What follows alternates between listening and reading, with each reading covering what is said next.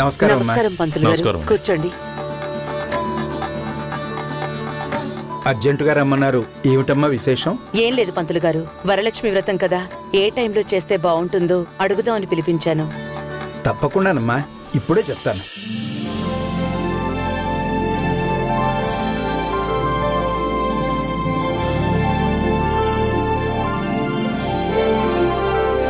అమ్మా, రేపు ఉదయం 11:14 దివ్యమైన ముహూర్తం ఉంది. ఆ సమయంలో వరలక్ష్మి వ్రతం చేస్తే అంతా మంచి జరుగుతుంది. సరే పంతులు గారు, ఆ సమయంలోనే వ్రతం చేద్దాం. అది కూడా మీ చేతుల మీదుగానే జరిపిస్తే సంతోషిస్తాం. అంతకన్నా భాగ్యమా? తప్పకుండా జరిపిస్తాను.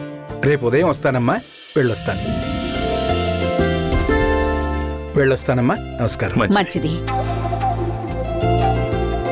మాధవి, పూజకు కావాల్సిన ఏర్పాట్లు చూడు. అలాగే అక్క, అన్నీ తెప్పిస్తానక్క. మేడం, చెప్పు రాధా. రేపు ఊరు వెళ్దామని అనుకుంటున్నాను మేడం. రేపా? మొన్ననే మీ నాన్నగారికి ఆపరేషన్ అని వెళ్ళావు కదా.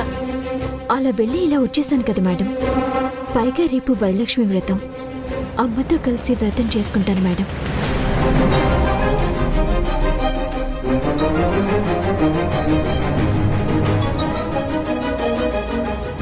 మీ అమ్మతో కలిసి వ్రతం చేసుకోవడానికి వెళ్ళిపోతున్నావా? అంటే నన్ను అమ్మగా అనుకోవడం లేదా?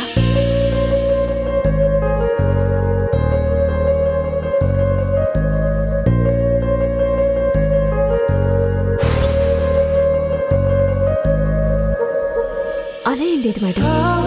లేకపోతే ఇక్కడ ఈ అమ్మతో వ్రతం చేసుకుంటా అనుండేదానివి, ఆ అమ్మ దగ్గరికి వెళ్తానని అనుండేదానివి కాదు.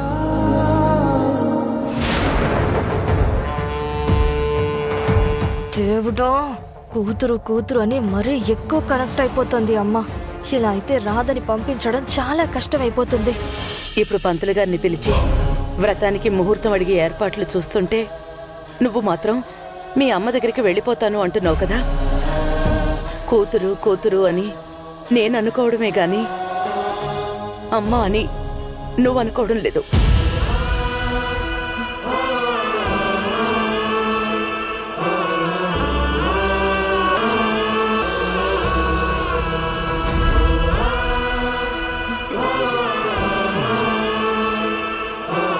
నాకున్న ఫీలింగ్ నీకు లేదని అర్థమైపోయింది. అయ్యో, అలా ఏం లేదు మేడం. ఆపరేషన్ జరిగిన రోజు నాన్నగారిని చూడటమే కానీ తర్వాత చూసింది లేదు. రేపు వెళ్తే వ్రతం చేసుకున్నట్టు ఉంటుంది, నాన్నగారితో ఒకరోజు ఉన్నట్టు ఉంటుంది అని వెళ్తాను అని అన్నాను. అంతేకాని మీతో కలిసి వ్రతం చేయకూడదని కాదు మేడం. అర్థం చేసుకోండి మేడం. నిన్నెవరూ అర్థం చేసుకోవాల్సిన అవసరం లేదు, బలవంతంగా ఇక్కడ ఉండాల్సిన అవసరమూ లేదు. మీ ఇంటికే పోయి వ్రతం చేసుకో. అత్తయ్య గారు, లేకపోతే ఏమిటి? నువ్వు కూతురు అనుకున్నంత మాత్రాన కన్న కూతురు అయిపోతుందా? ఇదిగో ఇది నీ కన్న కూతురు. నీ కూతురు గనక లేకపోతే అప్పుడు బాధపడు, అర్థం ఉంటుంది. ఈ రోజొచ్చి రేపు పోయేవాళ్ల కోసం బాధపడాల్సిన అవసరం లేదు.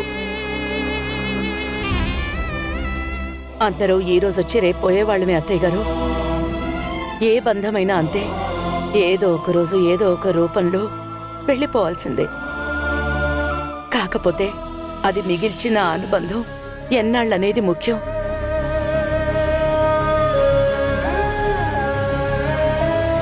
రాధతో నాకున్న అనుబంధం అలాంటిదే.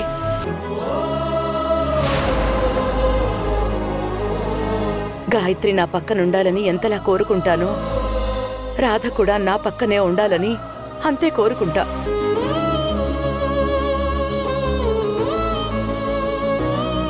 చూడు రాధ, నా కూతురొచ్చిన తర్వాత ఈ ఇంట్లో చేస్తున్న మొదటి వ్రతం.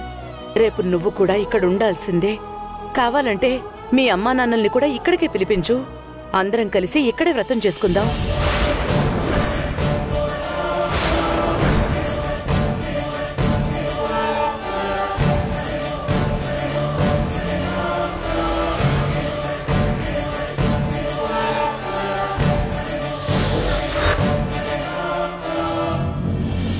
నోటి దూల కొద్ది ఏదో అంటే ఇలా నిజమైపోతుంది ఏంటి? అయినా నోరు మూసుకొని ఉండొచ్చు కదరా. ఎందుకురా నీకు నోటితోలా? ఇంతకన్నా మంచి సొల్యూషన్ లేదమ్మా. మీ అమ్మా నాన్నల్ని ఇక్కడికి పిలిపిస్తే నీకు మీ నాన్నగారితో టైం స్పెండ్ చేసినట్టు ఉంటుంది, ఇక్కడ మీ అమ్మతో కలిసి వ్రతం చేసినట్టు కూడా ఉంటుంది. ఇక్కడ ఈ అమ్మ కోరిక కూడా తీరినట్టు ఉంటుంది. అలాగే మాకు కూడా మీ అమ్మా నాన్నల్ని చూసినట్టు ఉంటుంది. ఇంకేం ఆలోచించుకు.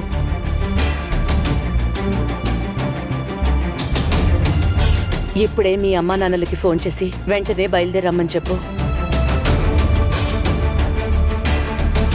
వాళ్ళ అమ్మా నాన్నలు సరిపోతారా, లేకపోతే ఊళ్ళో వాళ్ళందరినీ పిలవమంటావా? ఏంటత్తయ్య గారు? లేకపోతే ఏమిటి? ఈ ఇంటికొక ఆచారం, వ్యవహారం, సాంప్రదాయం అన్నీ ఉన్నాయి. ఎవరెవరినో పిలిచి వ్రతంలో కూర్చోపెడితే అవన్నీ ఏమైపోతాయి?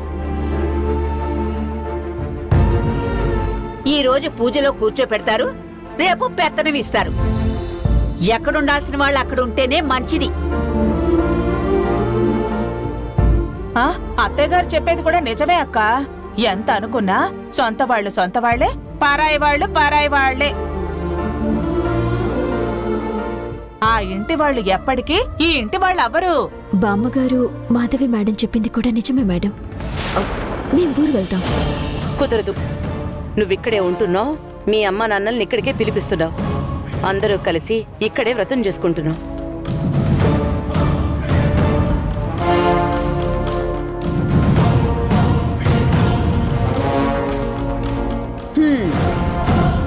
ఈ ఇంట్లో నా మాటకి విలువ లేకుండా పోయింది.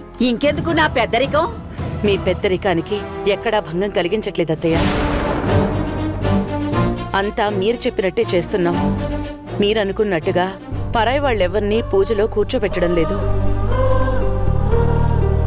పరాయి అమ్మాయి కొడుకుని పెళ్లి చేసుకుని కోడలై ఇంటికొచ్చి ఇంటి దీపం వెలిగించినప్పుడు నేను కూతురుగా భావించే అమ్మాయి దీపం వెలిగిస్తే తప్పేంటి? ఆమె కుటుంబం పరాయిదెలా అవుతుంది? అంతా ఒకటే కుటుంబం కాబట్టి మన సాంప్రదాయాలకు వచ్చే నష్టం ఏమీ లేదు. రాధా, ముందు మీ ఇంట్లో వాళ్ళకి ఫోన్ చేయి.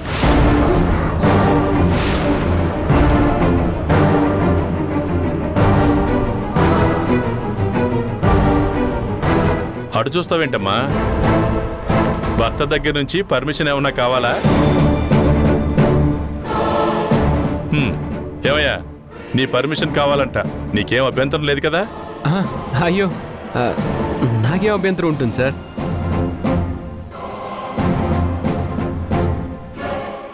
మీరు హ్యాపీ, మేడం గారు హ్యాపీ, వస్తే అందరూ హ్యాపీ. సరదాగా అందరూ కలిసి అంటే సార్ నాదే ఉంది, అంతా రాదిష్టం. నీ ఇష్టమేనంటమ్మా. ఫోన్ చేయమ్మా.